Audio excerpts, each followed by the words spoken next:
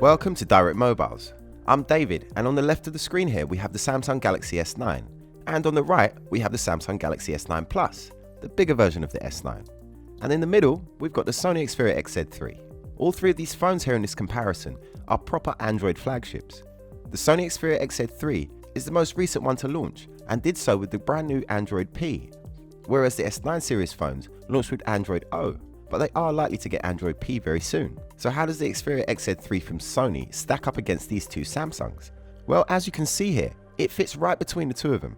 And it has to be said, all three of them look amazing, and pretty similar too. This is partly because they have curved glass on the front. The S9 here on the left has a 5.8-inch screen, while the XZ3 has a 6-inch display, and the S9 Plus has a 6.2-inch display. All of these phones you see here have incredibly good OLED displays too. We've always found Samsung's OLED displays to be the best around, one of the reasons Apple goes to Samsung for their OLED displays.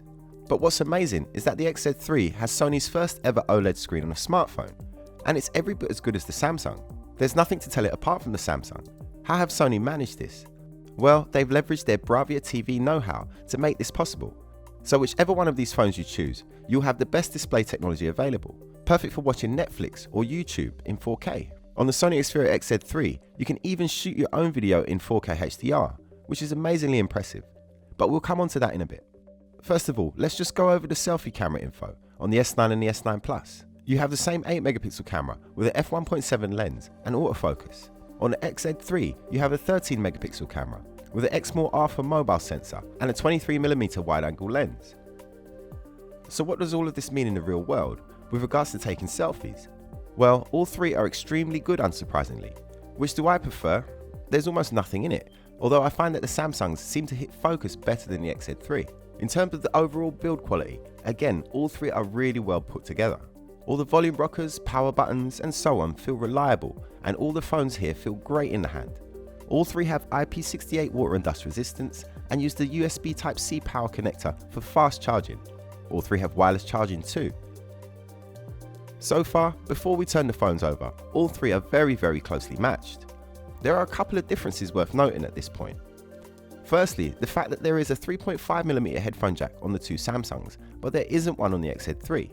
If that bothers you, then there is a free connector included in the box to make life a little easier if you want to keep your old school headphones.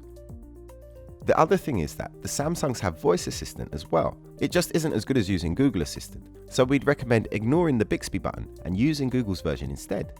All three of these phones have enough battery power to get you through the day of solid use. The S9 has a 3000 mAh battery, the XZ3 has a slightly larger 3330 mAh battery, and the S9 Plus has a slightly bigger, again, 3500 mAh battery. Storage-wise, all three have expandable storage using microSD cards, which is excellent news. The S9 and XZ3 have both 4GB of RAM plus 64GB of onboard storage. The S9 Plus has 6GB of RAM and it also has 64GB of storage. The Sony is running a Qualcomm Snapdragon 845 processor, and the two Samsungs are running the Exynos 9810 chipset, and they're all rapid. All the phones here have excellent stereo speakers, and although there is very little to tell them apart, but the S9 series definitely takes it in this area, with more volume and clarity coming through those speakers. Now it's over on the back that we see the major differences as we look at the main camera. So let's flip all three over and see what we're dealing with here. The S9 series showcased some amazing new camera technology when it launched, which got us all at Direct Mobiles really excited. Dual aperture technology.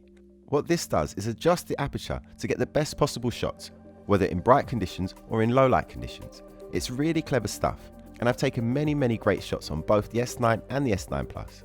Overall, the S9 Plus has better camera tech than its little brother due to the additional lens, as well as a 12-megapixel with variable aperture on the S9 and the S9 Plus. The S9 Plus has an additional 12-megapixel sensor, which is a telephoto lens with optical image stabilization and an f2.4 lens.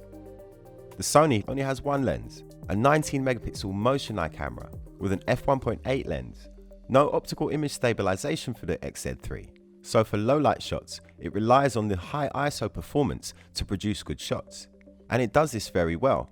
The addition of optical image stabilization could have made this camera unbeatable in low light, but the performance is still very good. How would I rank these cameras? Well, the versatility of having the extra telephoto lens on the S9 Plus does swing it for me. and optical image stabilization is always good to have, whether shooting video or photos. The XZ3 does have Sony's Steady Shot 5-axis stabilization system, but it only works for video, and being an electronic system doesn't work as well as the optical system on the S9 Plus. The S9 series, however, will shoot 4K at 60 frames per second. So I do think for overall camera performance, I'm going to have to give it to the S9 Plus. But that's just my opinion.